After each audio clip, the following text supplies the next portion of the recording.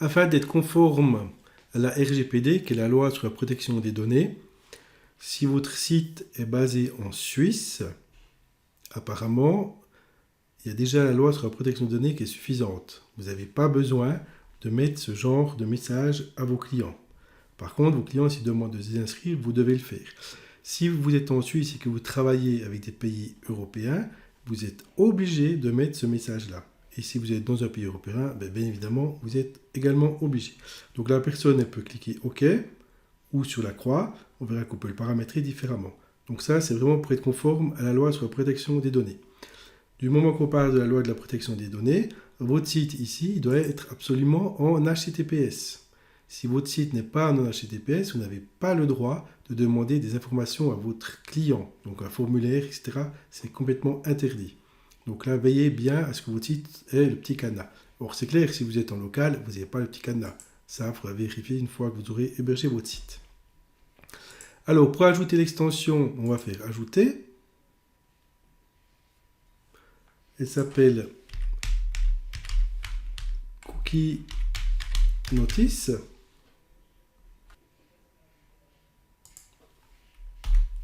Comme ça ira mieux. Donc c'est COO-KIE Notice. Donc là, voilà, Cookie Notice pour la RGPD. Alors on va l'installer. On l'active. Et là, vous ne la retrouvez pas dans les menus principaux. Elle est sauf erreur dans Réglages, Cookie Notice. Voilà. Donc, qu'est-ce qu'on peut faire? Ici, c'est le paramètre message. Nous utilisons les cookies, etc. Donc, c'est le message que vous allez avoir ici en bas. Avec le texte du bouton OK. Politique de confidentialité activée. Le lien, donc vous pourrez activer le lien et chercher ici votre page qui parle de la politique de confidentialité, pour que vous l'ayez. Ensuite, vous pouvez refuser le consentement, activer pour donner la possibilité à l'utilisateur de refuser les cookies non fonctionnels avec des tierces parties. Donc là, vous pourriez mettre non, et lorsqu'il clique non, ça devra désactiver tous les plugins qui utilisent des cookies. Donc les cookies, c'est un petit programme, un petit fichier qui s'installe sur le poste du client, qui permet de mémoriser quand c'est qu'il est venu, s'il revient, etc.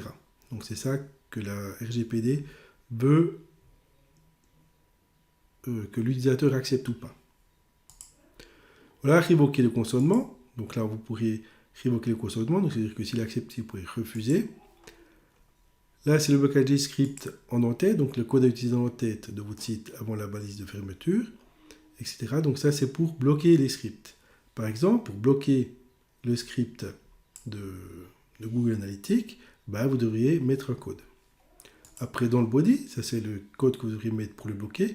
Donc si vous pensiez bloquer des scripts, c'est un boulot assez gigantesque. Ça dépend des extensions que vous avez. Donc là, on va simplement y mettre le bouton comme quoi OK. Il y a le message qui apparaît, puis il doit cliquer sur OK. Permettre de recharger la page après acceptation de la notification. Donc là, vous pouvez le mettre ou pas. À mon avis, vous n'aurez pas besoin. Au défilement, activer l'acceptation de la notification lorsque l'utilisateur fait défiler. Voilà, au clic permet d'accepter la notification au clic sur la page. Donc s'il clique n'importe où sur la page, ça accepte les cookies. Donc moi, ça, je ne mettrai pas. Expiration, donc c'est-à-dire que si l'utilisateur revient demain, si ici, je fais OK. Si je ferme mon URL, que je rouvre mon URL, je n'aurai plus le message pendant un mois. Donc pendant un mois, il va me foutre la paix avec le message. Donc ça peut être sympa. Puis la même chose pour le refuser, il expire au bout d'un mois. L'emplacement des scripts, on peut mettre en en-tête ou en pied de page. Normalement, c'est plutôt en en-tête. Désactivation, cochez si vous voulez que toutes les données de l'extension soient supprimées à sa désactivation. Ça, c'est lorsque vous désactiverez l'extension pour qu'il enlève tout. Ici, comme on est dans la période du corona, vous pourriez même mettre un message qui avertit les gens qu'il faut se laver les mains, etc., etc. Ensuite, le design, vous pouvez mettre en bas. Vous pouvez faire une animation de fondu. Vous pouvez mettre en sombre, en clair ou aucun. La classe du bouton, si vous voulez modifier la couleur du bouton, ici vous mettriez la classe. Et après, dans les CSS personnalisés, dans apparence personnalisée, dans les CSS là, vous ferez la classe pour ce bouton, pour modifier sa couleur. Ici, vous avez la couleur du texte, la couleur de la barre.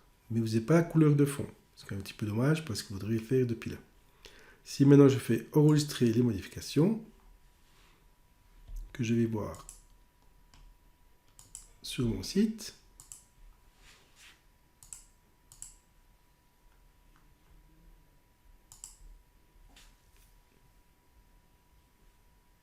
ben, j'aurai ici mon code,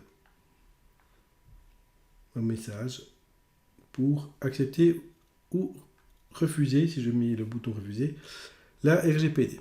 Maintenant, si je veux modifier la couleur de fond de ce bouton, ça je vais vous le montrer parce que c'est très intéressant. Donc ici, on va rajouter une classe. On va l'appeler bouton cookie. On va l'enregistrer. On va aller dans apparence personnalisée.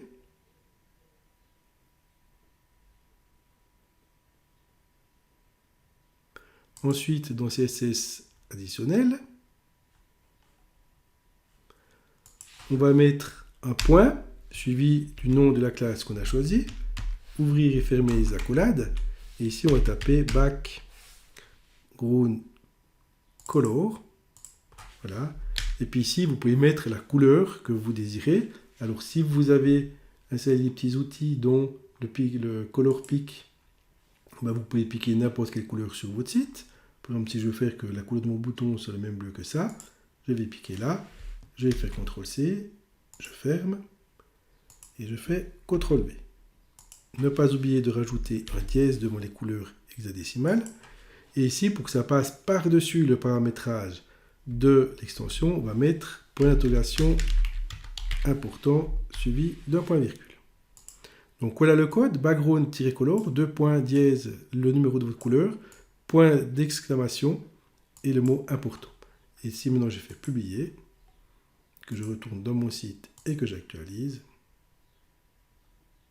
ben on verra que mon bouton aura changé de couleur.